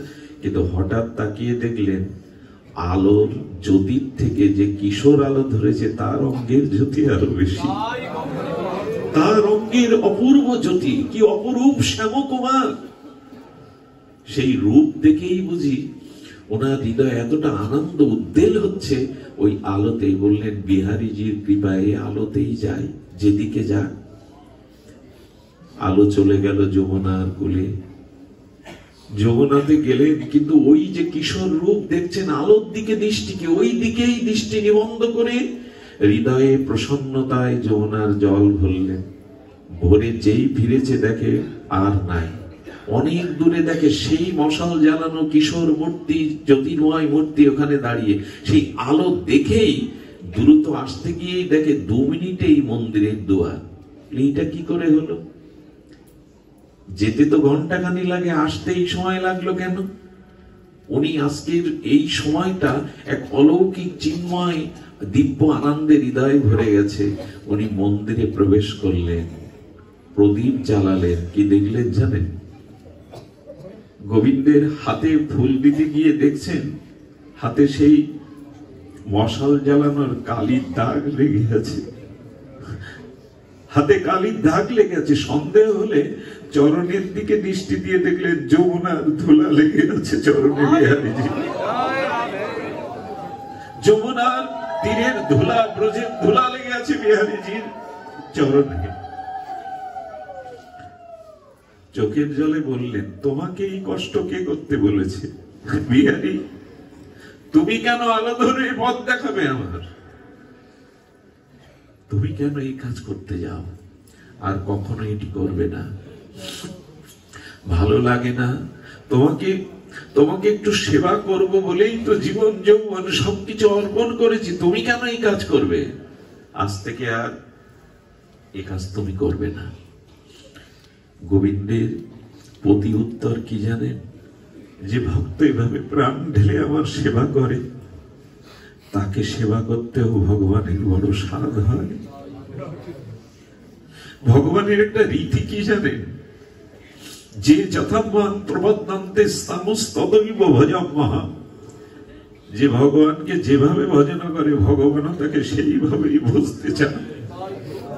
যে তাকে যে রূপে ভজন করে ভগবান তাকে সেই রূপেই সেইভাবেই ভজন করে। তাকে যদি পুত্র বাৎসল্য প্রেমে ভালোবাসেন, তিনি আপনার কাছে বাৎসল্য সন্তান হয়ে দেখা দেবেন। তাকে যদি সখা রূপে ভালোবাসেন, তিনি সখা হয়েই দেখা দেবেন। তাকে যদি প্রিয় কান্তা রূপে ভালোবাসেন তবে তিনি আপনার কাছে কান্ত রূপেই। ভক্ত ভগবানকে সেবা দিতে বড় স্বাদ হয়, তবে তবে সেবা করতে গেলে জগতের দিকে কামনার দৃষ্টি অন্ধ হতে হবে, যেটা বিল্বমঙ্গল ঠাকুর করেছিল। পর স্ত্রীর প্রতি তার চিন্তা আসলে তিনি কাঁটা নিয়ে চোখ অন্ধ করে দিয়েছিলেন। যদি দেখতেই হয় এই চোখে ওই নয়ন অভিরাম প্রাণরাম ভগবানকে দেখো, যুগলকে দেখো, চোখ অন্ধ করে দিয়েছিল। আমরা পারিনি। এই জগতের রূপ বাসনার দৃষ্টি আমরা অন্ধ হতে পারিনি। ঠাকুর বিল্বমঙ্গল, কবীন্দ্র শেখর, কবীন্দ্র চূড়ামণি, তিনি ব্রজের পথে উঠেছেন, ব্রজের পথে চলেছেন। অন্ধ হয়ে কেউ বৃন্দাবনে যেতে পারে? খানা কন্দ কত কি আছে গো। কিন্তু বিল্বমঙ্গল ঠাকুর চলেছেন সেই বিখ্যাত তার আবেদনের সুরসঙ্গীত নিয়ে। আমার হাত ধরে তুমি নিয়ে চলো শাখা, আমি যে পথ চিনি না। আমরা তোমার পথ চিনি না, আমরা সংসারের পথ চিনি না, আমরা কামনা বাসনার পথে হাঁটতে শিখেছি, তোমার পথে তো হাঁটতে শিখেনি, নিয়ে চলো আমার। হঠাৎ একটা সেখানে খাদ আছে, খাদের দিকে বিল্বমঙ্গল যখন যাচ্ছে, গোবিন্দ আর মেনে নিতে পারলেন না, খাদে তো পড়েই গেল। বালক বেশে গোবিন্দ এসে বলছেন, ঠাকুর ওদিকে যেও না, ওদিকে যেও না, ওদিকে তো খাদ।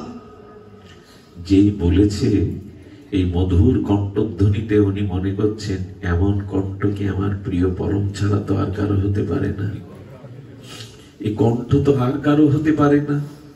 তবে কি আমার অভিষ্টদেব এসেছেন আমার যাওয়ার পথে, চলার পথে। যেই উনি মনে করেছেন, বলেন আমি পরীক্ষা করে নি, উনি কি করেছেন জানেন? উনি আরো ডান দিকে বেশি করে পড়বার জন্য ঝুঁকে গেছেন। যেই খাদে পড়বে, গোবিন্দ এসে ধরেছে, আরে পড়ে যাবে। যেই ধরেছে, বিল্বমঙ্গল ঠাকুর স্পর্শ পেয়ে বুঝতে পেরেছেন এ তো সাধারণ নয়। যাকে আমি মনে প্রাণে চেয়েছি, ব্রজের পথে উঠেছে আমার সেই প্রিয় শ্যাম সুন্দর, যখন স্পর্শ পেয়েছে, গোবিন্দ ভাবছেন এখন আমি দর্শন দেব না। এই জন্য গোবিন্দ বলছেন, আরে আমাকে ছাড়ো, তোমার কঠিন হাতে আমার কোমল অঙ্গে ব্যথা লাগছে, ছাড়ো। গোবিন্দ ব্যথা পাবে বলে ছেড়ে দিলেন। দূরে দাঁড়িয়ে গোবিন্দ বলছেন, আমার লাগেনি গো, তোমার স্পর্শ ব্যথা লাগেনি, কিন্তু আমি ছাড়িয়ে নিয়েছি তোমার থেকে। বিল্বমঙ্গল ঠাকুর এসে বললেন, আমিও খাদে পড়তাম না, কিন্তু ইচ্ছা করেই পড়তে গেলাম, জানি তুমি ধরো কিনা ভক্তকে। আর শোনো ঘনশ্যাম, একটা কথা তুমিও শুনে নাও, তুমি স্বয়ং ভগবান, সর্বশক্তিমান তত্ত্ব। তোমার হাত ধরলে তুমি ছাড়িয়ে নিতে পারো, এ ক্ষমতা তোমার আছে, কিন্তু এ ক্ষমতা তোমার নেই। আমার হৃদয় থেকে ছেড়ে যাও, দেখি তোমার কি ক্ষমতা। আমার হৃদয় থেকে তুমি ছেড়ে যাও, এ ক্ষমতা তোমার। একেই বলে অনন্য ভক্ত। তোমার হাত ধরলে ছাড়িয়ে নিতে পারো, কিন্তু আমার হৃদয় থেকে চলে যাওয়ার ক্ষমতা, একেই বলে অনন্য ভক্ত। আসুন না, সংসার তো বহু জন্ম করেছি, স্ত্রী পুত্র ভোগ বিলাসে কত জন্মই কাটিয়েছি।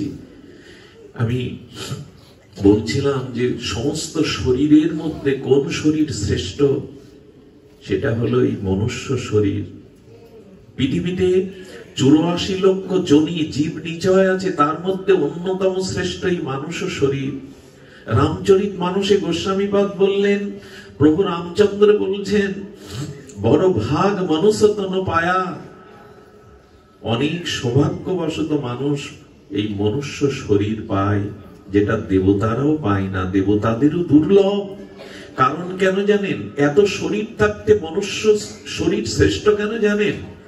একমাত্র মানুষের মধ্যে পূর্ণরূপে গোবিন্দ জ্ঞান দিয়েছেন, বিবেক দিয়েছেন, বিচার দিয়েছেন, অন্য কোন শরীরে এতটা দেননি। কথাটি ভালো করে ধ্যান দিন। মনুষ্য শরীরে ভগবান বিবেক প্রদান করেছেন, জ্ঞান প্রদান করেছেন। পৃথিবীর আর যত মনুষ্য শরীর বাদে শরীর আছে, তাদের মধ্যে জ্ঞান বা বিবেক জাগ্রত নয়। এই জন্য এই শরীরটা শ্রেষ্ঠ। এই শরীরে ভগবানের ভজনের দ্বারা মুক্তি পাওয়া যায়, প্রেম ভক্তি পাওয়া যায়, স্বরূপ ধামে ফিরে যাওয়া যায়, অন্য কোনো দেহে তা পাওয়া যাবে না। অন্য কোনো দেহ পেলে আমাদের গোবিন্দ ভজন হবে না, মুক্তি আসবে না, প্রেম ভক্তি স্বরূপ ধামে ফিরে যেতে পারবো না। বলুন তো এই জন্মটা কত মূল্যবান, এই শরীর ছাড়া হবে না। এর জন্য দেবতারাও ভগবানের ভজনের জন্য, মুকুন্দ সেবার জন্য মনুষ্য শরীর প্রার্থনা করেন। প্রভু, এই ভূখণ্ডে আমাদের কি মানুষই শরীর দাও, যাতে তোমার ভজন করে আমরা প্রেম ভক্তি লাভ করতে পারি। দেবতাদেরও দুর্লভ এই শরীরটা পেয়ে করলামটা কি? পৃথিবীর এত যে ভৌতিক উন্নতি, আজকে উড়োজাহাজ, আজকে বিদ্যুৎ কারা আবিষ্কার করলো? মনুষ্য শরীরে বিবেক জ্ঞান দিয়েই তো আবিষ্কার হয়েছে, না অন্য যন্ত্রণা সব আবিষ্কার করেছে? মানুষের মধ্যে জ্ঞান, বিবেক এবং ভগবানের ভক্তি এগুলি আছে বলেই মানুষ শ্রেষ্ঠ। কিন্তু কাজে লাগালাম তো? জ্ঞানটাকে কাজে লাগালাম তো? বিবেকটা কাজে লাগালাম তো? আচ্ছা, বাড়িতে যদি আম্র চারা পোতেন, কাঁঠালের বৃক্ষ পোতেন, তাতে যদি 50 বা 20 বছর ধরে ফল না হয়, এই বাবা হাঁটছো কেন ঘরে বসে? এই ইউটিউবার তোমরা এখানে সঠিক হয়ে বসবে?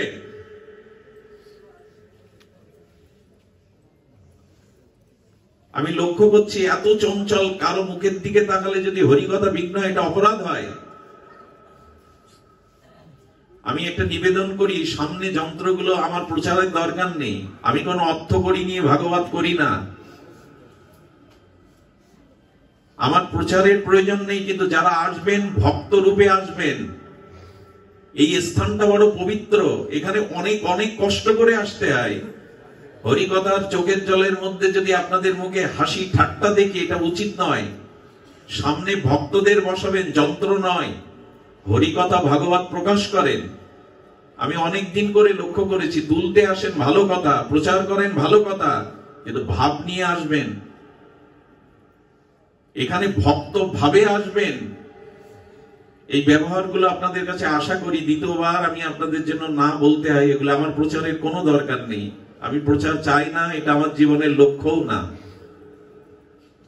মানে অনেকবার লক্ষ্য করেছি, হাসছেন ওখানে বসে বসে হরি কথায়, মানুষের চোখের জল, আপনি হাসছেন। আপনার উদ্দেশ্য শুধু ক্যামেরা এগুলো তোলা নয়, এখানে আসা মানে আপনাকেও ভক্তি জগতে প্রবেশ করতে হবে, আপনাকেও কিছু আচরণ নিতে হবে, শুধু এগুলি নয়। আপনারা এগুলো লক্ষ্য করবেন।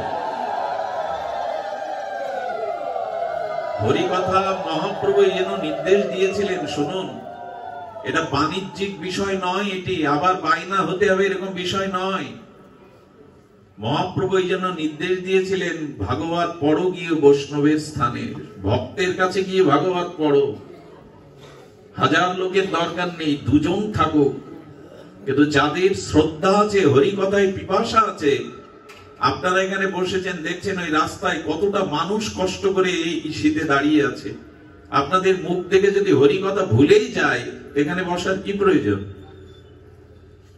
শুদ্ধ ভাবে বসবেন, শুদ্ধ পোশাকে আসবেন, হরিকথা শ্রবণ করবেন। এগুলি আপনাদের কাছে আশা করি। ক্ষমা করবেন, ভাগবতে বিঘ্ন হলে হৃদয়ে খুব ক্ষত বিক্ষত হয়।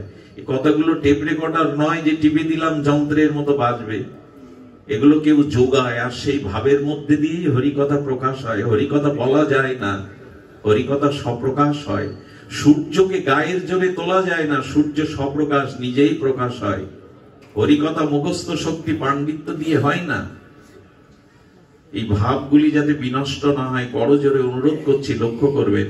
কারো অঙ্গ ভঙ্গিমা, কারো চোখের দৃষ্টি দেখে যদি ভক্তি বিঘ্নিত হয়, অনেককে দেখেছি যাদের চোখের দিকে তাকালে হরিকথা প্রকাশ হয়, ভাব প্রকাশ হয়।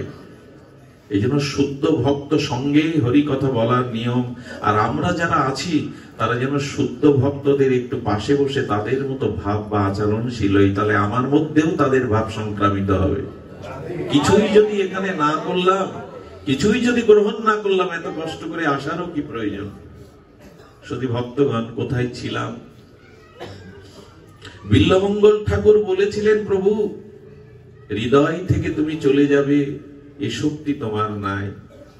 ভজন সাধন বাইরের জিনিস না, ভজন সাধন ভেতরের, অন্তরের। বাড়িতে যদি কেউ বৃক্ষরোপণ করেন, ফলজ ফুল আর ফল যদি কোনো বৃক্ষ না দেয়, গৃহে রাখে ওটা মালিক? সে বৃক্ষের সার্থকতা আছে?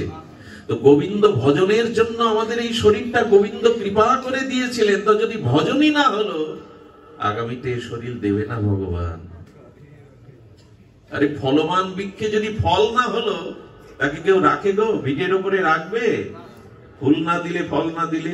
গোবিন্দ বলেন, সুযোগ পেয়েছে বলে যে বারবার পাবে এমন নয়। বিবেক দিয়েছি, বৈরাগ্য দিয়েছি, জ্ঞান দিয়েছি, সাধু সঙ্গ দিয়েছি, হরিনাম দিয়েছি। ভজন করো, না হলে এই জন্ম আর পাবে না। কিছু মনে করবেন না। মাঝে মাঝে মনে হয়, প্রভু যে চোখ দিয়ে তোমার দর্শন করলাম না, ভক্ত মুখ দর্শন, ধাম দর্শন, তোমার যুগল প্রেমময় মরুতি দর্শন, আগামী জন্মে যদি জন্মান্ধ হই, কিছু তো করার থাকবে না। জন্মান্ধ তো অনেকেই আছে জগতে, আমাকে যদি করে দাও। গোবিন্দ বলেন, এই ইন্দ্রগুলি কাজে লাগাও আমার সেবায়। সর্ব ইন্দ্রিয় কৃষ্ণ অনুশীলনম। যে কান দিয়ে মধুর হরিনাম হরিকথা শুনছ, আগামী জন্মে যদি হরিকথা হরিনাম না শোন, আমি যদি বধির করে দিই, কিছু করার তো থাকবে না তোমার। হরিকথা তো যারা বধির তারা কি শুনতে পায় গো এখানে? একবার ভাবুন, এগুলো ঈশ্বর প্রদত্ত। এগুলো যদি সদ্ব্যবহার না করেন, আগামীতে ভগবান দেবে না। বধির হলে কত চেষ্টা করে জানেন? কুকুরগুলো সন্ধ্যাবেলায় উলধ্বনি দিলে, শঙ্খ বাজলে, কোথাও হরিনাম হলে কুকুরগুলো 10টা 5টা ওরা চিৎকার করে। চিৎকার করে কি বলে জানেন? আমরাও কৃষ্ণ বলার চেষ্টা করছি কিন্তু পারিনি। চিৎকার করে কিছু কিছু কুকুর আছে, ওরা বলতে চেষ্টা করে এমন মধুর নাম, ওদেরও ভালো লাগে, কিন্তু ওদের কণ্ঠ আমাদের থেকে উচ্চস্বর হলে ওরা কৃষ্ণ বলতে পারে না। কারণ ওদের জিহ্বায় কৃষ্ণ বলার ভাগ্য গোবিন্দ দেয়নি, আমাদের দিয়েছে। কাজে লাগা। এমন শরীর আর পাবো না।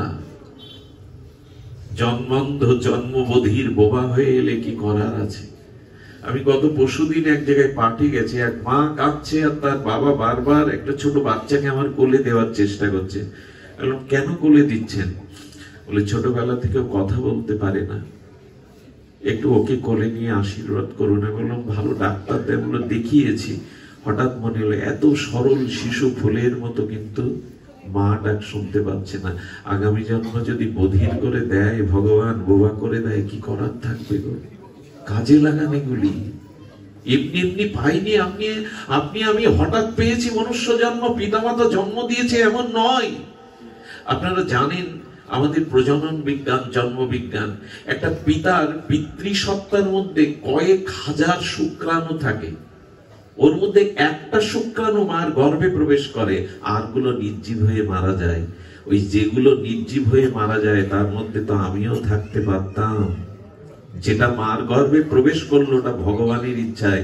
উনি আমাকে মনুষ্য জন্ম, মুক্তির দোয়ার স্বরূপ এই জন্ম দেবেন বিধায় অনেক পিতামাতা স্বামী স্ত্রী আছে, অত চেষ্টা করেও, শত চেষ্টা করেও সন্তান পায় না। ভগবান চান না, তাই পায় না। এমনি জন্মটা এমনি এমনি হয়নি। ভগবান চেয়েছেন এই জগতে আমাকে আনতে, তার উপাসনা করবার জন্য, কৃষ্ণ ভজনের জন্যই তো শরীর। এই জন্য একে অবহেলা করবেন না। যদি কেউ মনুষ্য জন্ম পেয়েও, বিবেক বৈরাগ্য পেয়েও, ভগবত ভজন পেয়েও, হরিনাম, সাধু সঙ্গ, ধাম, ভগবানের বিগ্রহ সেবা, এগুলি পেয়েও কাজে না লাগে, জন্মটা ব্যর্থ করে যায়, তবে সে মহতি বিনষ্টির কবলে পড়ে। যে ক্ষতির পুরনা 84 লক্ষ জনই ভ্রমণ করতে কয়েক কল্পকাল লেগে যাবে। এই জন্য জ্ঞান পেয়েছি, বিবেক পেয়েছি, এত পূর্ণ অবয়ব শরীর পেয়েছি। এই সংসার করে, সংসারের ভোগ সুখের মধ্যে কাটিয়ে কে কবে কি পেয়েছে বলুন তো? প্রকৃত সংসারে গতকাল আমরা বলেছিলাম, ভগবত ভজন ছাড়া কেউ সুখী হতে পারে না, পারা সম্ভব নয়। কালকে আমি এই আস্বাদনই দিয়েছিলাম, বালি মাড়াই করে কেউ তেল পায় না, জল মন্থন করে কেউ ঘি পায় না। তেমন ভগবত ভজন ছাড়া কেউ কল্যাণ লাভ করতে পারে না, সুখ পেতে পারে না। ভগবত ভজনই আমাদের জীবনের একমাত্র উদ্দেশ্য হওয়া উচিত। ঠাকুর হরিদাস মাজা তুলে দাঁড়াতে পারছেন না, বসে বসে মৃদু মৃদু হরি নাম করছে, হরে কৃষ্ণ কৃষ্ণ কৃষ্ণ হরে হরে, হরে রাম রাম রাম হরে হরে। প্রভু এসে বলছেন, হরিদাস তোমার শরীর সুস্থ তো? মহাপ্রভু জিজ্ঞাসা করছেন, হরিদাস তুমি সুস্থ তো? হরিদাস কি উত্তর দিলেন জানেন প্রভু? শরীর সুস্থ মোর, অসুস্থ বুদ্ধি মন। হরিদাস বলছেন, প্রভু আমার এই শরীর সুস্থ কেন জানেন?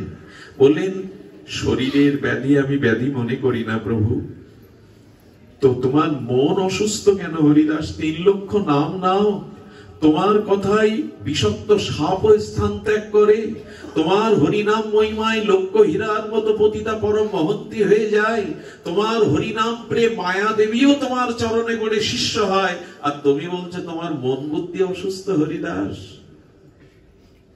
হরিদাস বললেন, প্রভু কেন অসুস্থ শুনবে না? আগের মতো সময় মতো 3 লক্ষ নাম পূর্ণ করতে পারছি না, এই জন্য আমার অসুস্থ। আমি জীবনে প্রথম শুনলাম মানুষের জীবনে প্রকৃত রোগ হলো সেটাই ভগবানকে ভজন না করাই হলো রোগ। রোগ তো এই শরীরের আসবে, জরা ব্যাধি আসবে, চিতায় পড়বে এই দেহ, মাটির নিচে দিলে কিরমিকিট হয়ে যাবে, সোনার বাক্সের মধ্যে মরা দেহ রেখে দিলে যুবক বা রাজপুরুষেরও পোকা হয়ে যাবে কিছুদিন পরে। বললেন ভগবানের ভজন না করাই হলো ব্যাধি। আচ্ছা হরিদাস, গোবিন্দ দাস তোমার জন্য প্রসাদ আনছে, তুমি পাচ্ছ না কেন? প্রসাদের রজকণা মস্তকে দিয়ে সম্মান দিয়ে ফিরিয়ে দিচ্ছ কেন? হরিদাস বলেছিল, নামামৃত বিনে যদি খায় অন্ন পানে তবু ভক্তের দুর্বল জীবন। প্রভু মানুষের নারী 21 দিন জল অন্ন না পেয়েও বেঁচে থাকে, কিন্তু তোমার নাম না নিলে আমি বাঁচবো না। প্রসাদ কেন পাচ্ছ না? প্রসাদ নিতে গেলে যে সময়টা ব্যয় হবে সেই সময় আমি 3 লক্ষ নাম পূর্ণ করতে পারবো না, তাই অন্ন না পেলেও তোমার নাম না পেলে আমি বাঁচবো না, তাই আমি সময় পূরণের জন্য নাম নিচ্ছি। প্রসাদ সম্মান দেখিয়ে প্রসাদটা গোবিন্দ দাসের কাছে দিয়ে দিচ্ছে। ভাবা যায় এরা সময়টা কিভাবে কাজে লাগিয়েছে। প্রভু মহাপ্রভু তখন বলছেন, হরিদাস তুমি নাম সিদ্ধ, তোমার নাম মহিমা প্রচার হয়েছে, বয়স হয়েছে, তুমি নাম সংকল্প করো, 3 লক্ষ নাম আর করতে হবে না তোমায়, তুমি বৃদ্ধ হয়েছ, তুমি সংখ্যা নাম কমিয়ে দাও। আচ্ছা ভগবান যদি আপনাকে আমাকে বলতো আর ভজন সাধন করা লাগবে না, কমিয়ে দাও, আমরা আনন্দ পেতাম, যাক আর কষ্ট করে ভরে উঠতে হবে না, আর মালা জপ করতে হবে না। হরিদাস বললেন, প্রভু এই বুদ্ধি যেন আমার কোনোদিন না হয়, যতদিন দেহে প্রাণ আছে যেন তোমার নাম নিতে পারি, আমি যেন নাম বিরতি না দেই। মহাপ্রভু বলছেন সংকল্প করো। হরিদাস বললেন, প্রভু এই বুদ্ধি যেন আমার কোনোদিন না আসে, যতদিন দেহে প্রাণ আছে যেন তোমার নাম নিতে পারি। আসুন আমাদের হৃদয়ে ভগবানের একটু সেবা বুদ্ধি জেগে উঠুন, সেবা বুদ্ধি জেগে উঠুন। এই সেবা ব্যতীত আমরা ভগবানকে আনন্দ দিতে পারবো না, প্রসন্ন করতে পারবো না। আজকের এই ভাগবত শ্রীমন্দিরে, মহাপ্রভুর শ্রীমন্দিরে বিগ্রহ দেখে প্রথমেই আমি হৃদয়টা ব্যাকুলিত হয়ে গেছে। এত অপূর্ব বিগ্রহ শৃঙ্গার, যেখানে ভগবানের নিত্য সেবা হয়, সে মন্দিরের পরিবেশ বাতাস বড় চিন্ময় হয়ে ওঠে। এই জন্য আজকের এই পরিমণ্ডলে যার উদ্দেশ্যে এই অনুষ্ঠান সমর্পিত হচ্ছে, ভাগবত হচ্ছে, তিনি বড় ভাগ্যবতী। আমি জানি না তার জীবনে কত স্বীকৃতি আছে যে কারো উদ্দেশ্যে যদি শ্রীমদ্ ভাগবত সাধু সমীপে, সাধু সঙ্গে হরিনাম হরিকথা বিগ্রহ বৈষ্ণব সেবা হয়, তার থেকে ভাগ্যবান আর কেউ হতে পারে। একটা অনুরোধ করি, পিতামাতার মৃত্যুর পরে পূর্বপুরুষের উদ্দেশ্যে যারা তর্পণ ক্রিয়া ভাগবতাদি না দেয়, এরা পূর্বপুরুষের আশীর্বাদ না অভিশাপ পায়। এই শরীরটা তাদেরই দেওয়া পূর্বপুরুষের। এই জন্য প্রত্যেকটি মৃত ব্যক্তির জন্য আমাদের প্রয়োজন আছে সামর্থ্য অনুযায়ী, যদি 2 জন হয়, 4 জন হয়, একজনকে দিয়েও গীতা পাঠ হরিনাম করাতে হয়, এটা করতেই হবে। মহাপ্রভু নিজে গয়ায় গিয়েছিলেন পিতার তর্পণের জন্য, রামচন্দ্র দশরথের তর্পণ করতে গয়ায় গিয়েছিলেন। আমরা আজকাল ভুলে যাই। এই পৃথিবীতে যারা পূর্বপুরুষ এনেছেন তাদের আত্ম উদ্ধারের চেষ্টার জন্য আচ্ছা, এই ভাগবত অনুষ্ঠান দিতে হয় কেন জানেন? পূর্বপুরুষের উদ্দেশ্যে যদি সাধু সঙ্গে হরিকথা, ভাগবত নাম, বৈষ্ণব সেবা, মহোৎসবাদি হয়, মহাপ্রভুর ভোগরাগ হয়, এর দ্বারা পূর্বপুরুষগণ পরিতৃপ্ত হয়ে ভগবত ধামে গমন করেন এবং উত্তর পুরুষদের তারা আশীর্বাদ করতে পারেন। এই জন্য রানীবালা এই কৃষ্ণদাসীর জীবনে তার ভগবত ধাম প্রাপ্তি হোক, তার জীবন ভগবানের স্নিগ্ধ কোমল চরণ ছায়ায় তিনি পরমানন্দে নিত্য ধামে বাস করুন, এই প্রার্থনা করি। আজকের এখানে আসার পিছনে আমাদের বাগেরহাটের এই বাড়ির জামাতা তাপস দাদাজি, উনি বারবার চেয়েছিলেন যে তার শাশুড়ি মাতার এই অনুষ্ঠানে আমার উপস্থিতি। আমার পাঠ অন্য জায়গায় থাকার পরেও আমি তাদের বুঝিয়ে আরেকটি নতুন দিন তাদের দিয়ে এখানে আসবার সৌভাগ্য হয়েছে। তো আপনাদের এই কথা এই কারণে বলছি যে ভগবান চাইলেই তবে আপনাদের মতো শুদ্ধ ভক্ত সঙ্গের প্রাপ্তি হওয়া যায়। আপনারা ভালো থাকুন, সকলে ভগবতমুখী হন, হরিনাম হরিকথাকে জীবনের একান্ত আপন করে নিন। সবার মঙ্গল কামনা করে সবার চরণে সশ্রদ্ধ ধন্যবাদ প্রণতি জানিয়ে আজকের হরিকথা এখানে বিশ্রাম। আর যে কথা আমি প্রতিদিনই বলি, আমাদের ধনঞ্জয় কৃষ্ণ দাসের মূল্যবান কিছু গ্রন্থ সম্ভার আছে, আপনারা ওর কাছ থেকে এখান থেকে সংগ্রহ করতে পারেন। জয় রাধে, জয় নিতাই।